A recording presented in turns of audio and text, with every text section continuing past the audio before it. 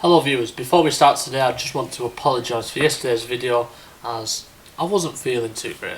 You know, with everything that's going on at the moment it's affecting people differently. But as for today, we've got the Copa del Rey semi-final and the first knockout stage of the Champions League. Nos vamos!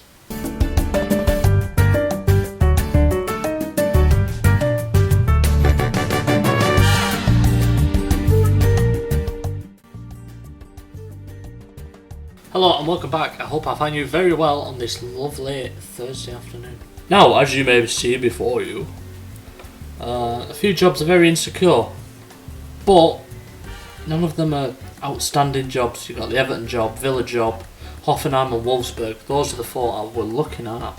Possibly Bordeaux, but I mean, I thought Valencia was a drop down from Napoli, but I think Bordeaux is even more of a drop down from our very good Valencia side. So there's been a lot of games since we last spoke. All these pre-season games, pre-season, mid-season, same thing. So our first game away from each other was a game against Bilbao at the San Mamés. 2-0 win, Divock Origi and Bruno Guimaraes getting the goals. Carlos Soler got sent off in another cup game, semi-final away in Saudi Arabia. We lost on penalties. I'm not too disheartened as it's in Saudi Arabia. Followed up with a 2-1 win against Leganés. Lyon and Danny Pereira scoring for Valencia, and Marko Grujic, the former Liverpool and Hertha Berlin midfielder, scoring for Leganés. Then an absolute drubbing of Getafe. Jonas Wind, can I just say, is a brilliant name. It'd be even better if was he a winger? That'd be even better. Oh, he's a striker. How disappointing. So Gonzalo Guedes, Koundé, Carlos Soler and Leon Bailey all getting on the score sheet. Then a 4-0 win in the Copa del Rey third round, which is our first round effectively. Danny Pereira scoring, Openda scoring twice and Soler scoring. If you've noticed, a lot of these goal scorers are the same goal scorers. With then a 2-1 win against the Giants Barcelona, who are having a terrible season from what I last saw. They were like 6th, I think, when this game was being played. Leon Bailey and Luis Openda scoring the goals, with Ansu Fati scoring a penalty in the 93rd minute. I'm going to run out of breath here. 2-0 win against Real Oviedo. Strangely a massive team, but never really hit the heights. Our new signing Lorenzo Araujo has done very well since he's come in, and Alessandro Pereira, a youth product, scoring in that game. We're getting there viewers. A 5-0 win against Tenerife away from home, Enrico Rio scoring his first 2 goals of the season, I think. Bastoni scoring Soler and Araujo again. Then, I thought this game was going to be a lot tougher than it actually was. A 3-0 win against Real Betis, the Champions League side from last season. I think they had a very good season last season.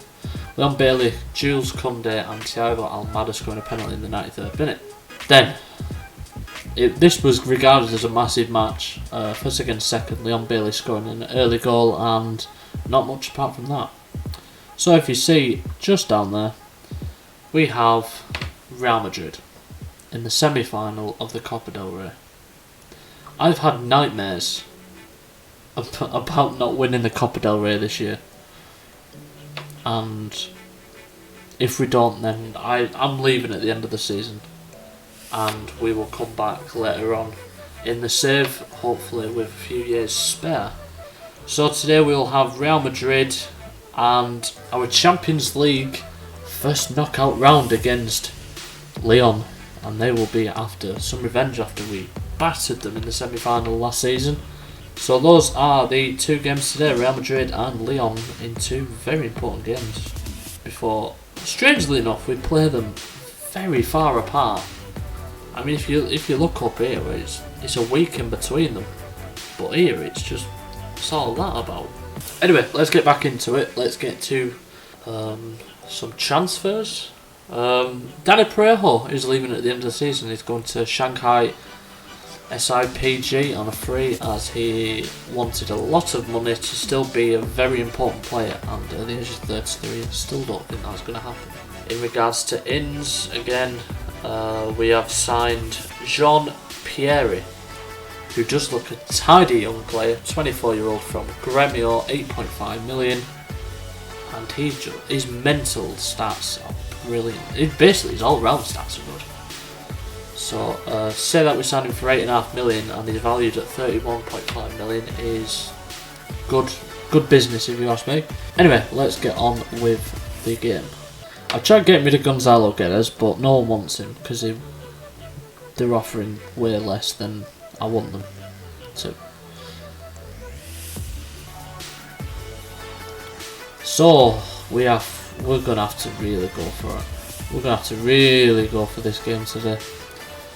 So I will line up to take us into battle against Real Madrid, probably the only team who would struggle to beat at all. Oosting, Selic, Koundé, Koopmeiners and Gaia at the back. Soler, Parejo and Guedes in midfield. Almada and Pierre behind Araujo. We'll just call him Lorenzo from now on. It's a lot easier. Also in the other semi-final it's Barcelona against Celta Vigo. I'd rather have gone for any of those teams. Barcelona are not the team they used to be, and Real Madrid are just absolutely ruthless. This game is really going to determine how this season goes. And we're off at the Metropolitano de Madrid. I mean, I don't know why we're playing here in the semi-final, but okay. Lorenzo is already on a yellow card, but we do have a corner whipped over and Koopmeiners scored. Get in! We need this more than anything this season. Nice. Koopmeiners is such a good player. I mean, that's questionable goalkeeping, but it's not the point. A very good start to the game. Keep an eye on the Barca and Celta Vigo game as well. Pedrinho is running through our whole team, and Oostings, I don't actually know what he's doing. And it's cleared away. Real Madrid's defence individually is incredible.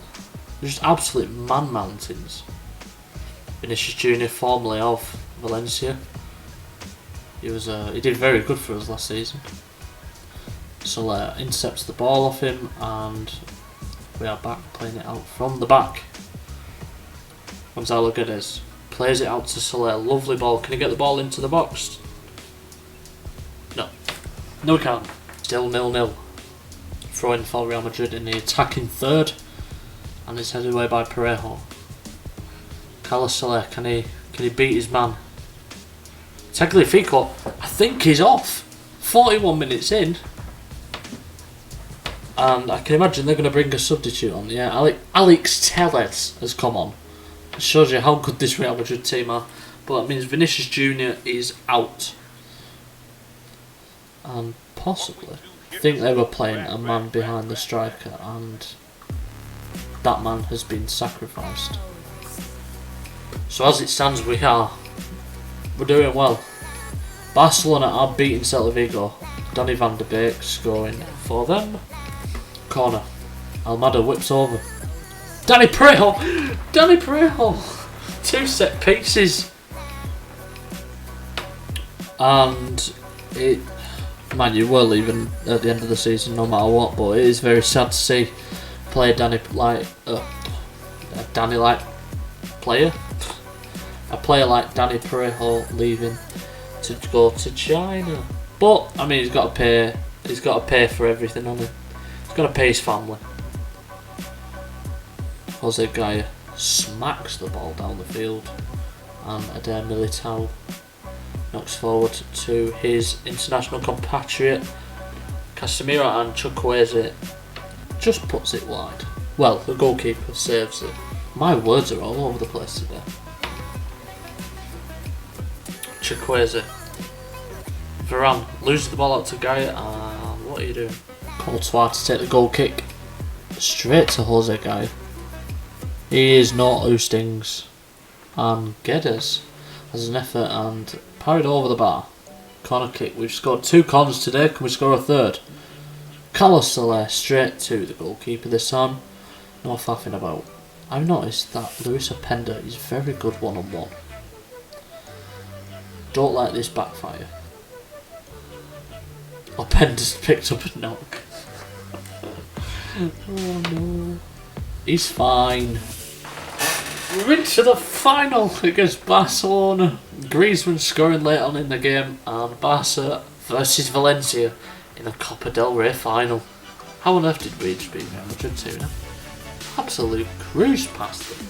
Okay, I will fast forward time and we will be at the Lyon game away in the Champions League just by a simple clap.